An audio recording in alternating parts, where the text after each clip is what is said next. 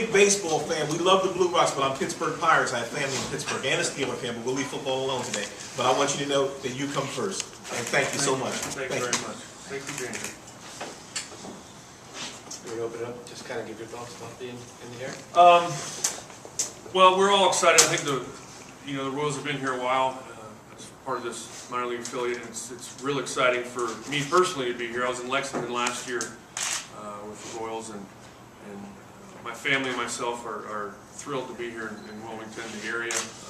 I'm talking to some other managers and coaches that have been here, and they said they couldn't find a better place to live for the summer and play baseball. So I know that the fan base is good here, and we're excited. We're excited to be here, and I'm personally excited to be here. I know that the Royals are excited to stay here. So it's like I said, we're happy to be a part of this family for the summer.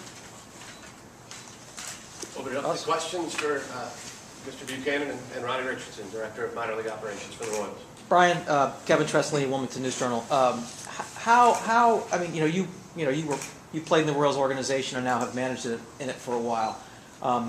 How has this past season on the major league level, winning the pennant, getting to the World Series, how has that kind of energized the whole organization, and how do you hope that kind of carries over to your team here in Wilmington and into the into the Blue Rocks in general? It's been this season for the Royals was, I don't think anyone predicted. I think we thought we could get there. I don't think anyone predicted that we would go to Game 7 in the World Series. And I'm just being honest, but the guys that were on that team that came through the minor league system, a lot of them came through the minor league, came through here.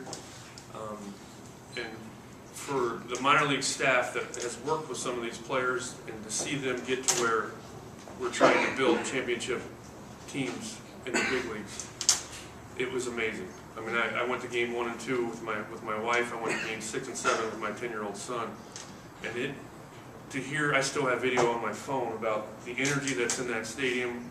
Game 7, it is unbelievable. I played in the big leagues for 4.5 years, 5 years, and you don't, the energy that comes from those type of games it's unbelievable. And I think we were watching some of them against Baltimore. We were down in the instructional league, and the kids down there that were watching the games on TV would have it on in the clubhouse, and to see their reaction when we would beat Baltimore, when we were beating these teams, it was unbelievable to see the energy that they were jumping off tables. It was crazy how excited they get. And I think it definitely will carry over. I think guys in the minor league system will see where they want to get, see where the team is going, and it should energize them. If it doesn't, they're in the wrong sport, they're in the wrong occupation if that doesn't energize you. So.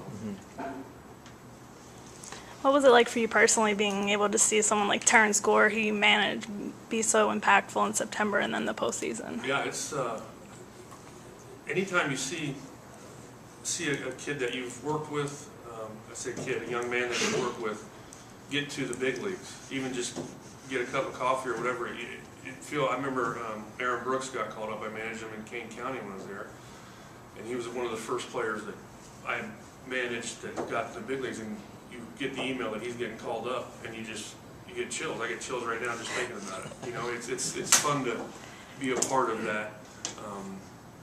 It's a two-way street.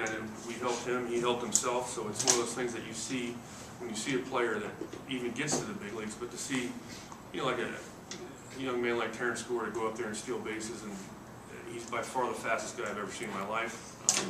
He does some things on the field that it'll blow your mind. So I texted him after the World Series was over. I said, "Was the World Series more fun than Instructional League, or what do you think?"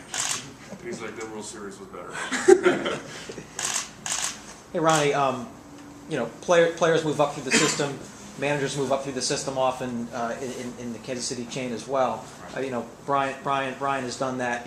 What have you guys liked about Brian's ability to run teams and handle players that made you feel that High A was the right spot for him to move up to and take over this club? Well, Brian's a part of our organization. Having played there at Omaha for a couple of years and being there, managing and learning from a lot of the great people we have in our development system. You know, men like Brian are the leaders here, and they create an environment that extends. You know, the fans, you know, the ownership group here. I'd like to recognize Clark Makers here, Chris Kimball, who do a great job with his staff, of just providing a great environment for our players to develop. And part of that starts with the fans and the community and the front office, and it extends to our managers that do such a great job of helping develop those players. And we believe in Brian as a leader. We try to develop men of character on and off the field, and it starts with our leadership at the top, with our manager there at that club. And he's the mayor of our club here. You know, when he's in the clubhouse downstairs, he makes sure that things go the right way. He works closely with our front office to ensure, you know, that we're developing Royals-type players. Hey, Brian, when did you decide you wanted to be a manager? I mean, was there a certain point when you were playing that you decided that you wanted to be a manager? Or? I always wanted to stay. I played in 07, I went to Japan and played over there for a year. Came back in 08 and 09, I was with the Royals in Omaha as a player. And I always told myself I wanted to get my playing career out of my system. After 09, they offered me a job, and I'm like, well, I don't know yet. I'm not sure if I want to keep playing. So they said, come on down to instructional league and sit on the meetings and the coaches' meetings and stuff like that. And it was 8 o'clock in the morning, and the guys were out doing agilities and stuff. I said, I do not want to do that anymore. I'm done. So I've always wanted to stay in the game after I was done, and for the Royals to offer me a manager job, I was thrilled. And I was done playing. They wanted me to manage a team. I said, let's do it. So it's been a blast. I enjoy working with the young men and you know, teach them the right and wrong way about on and off the field activities, and it's nice. It's for me, it fulfills something inside of me that I enjoy trying to teach the young players the right way to do things on the field.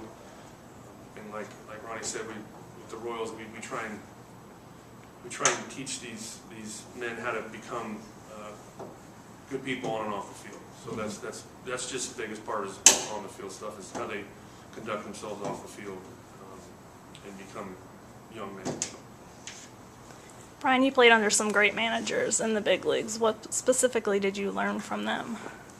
Yeah, Tom Kelly with the Twins, and I played with San Diego and Bruce Bochy, who obviously his career stands alone. But I think just you learn from those guys.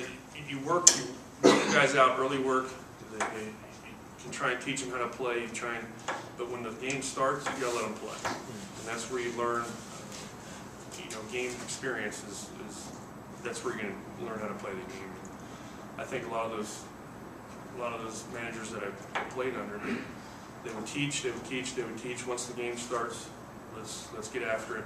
After the game's over or the next day, try and teach a little more and say, maybe in this situation you do this.